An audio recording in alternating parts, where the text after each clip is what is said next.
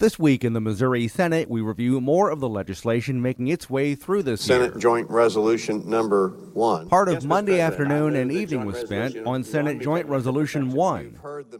Sponsor, Senator David Sater of Cassville, says his proposal seeks to modify Missouri's initiative petition process.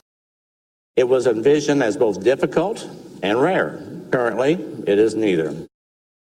During floor discussion, Senator Scott Sifton of Afton voiced his concerns. For constitutional amendments, we're almost doubling the signatures required.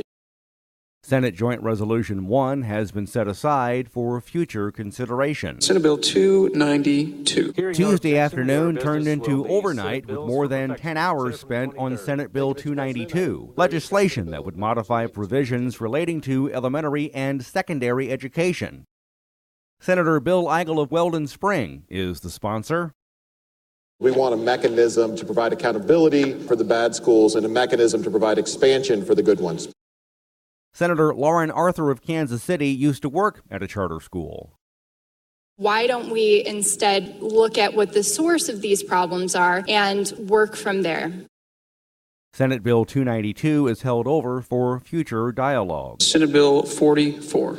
Missouri senators spent part of Wednesday afternoon and evening on Senate Bill 44, which sponsor, Senator Denny Hoskins of Warrensburg, says would modify provisions relating to gaming.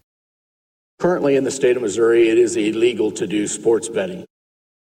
During floor discussion, Senator Carla May of St. Louis says she is concerned with what the state's role would be in this. I think that the state shouldn't get involved in what I call should be contract negotiated arrangements.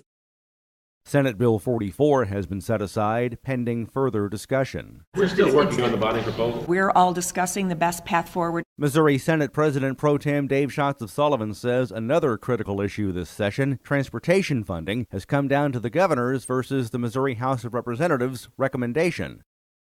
We're looking at somewhere between what the House has presented and potentially something less than that. Senator Jill Shoup of Creve Coeur says she has met with the executive branch about this. Still believes that the best and frankly only real pathway forward is through the proposal he put forward. 4 p.m. on Monday, April 8th, Session will resume Monday. Next week will also mark the first meetings for the Missouri Senate Appropriations Committee after receiving the Missouri House of Representatives version of the state operating budget for fiscal year 2020.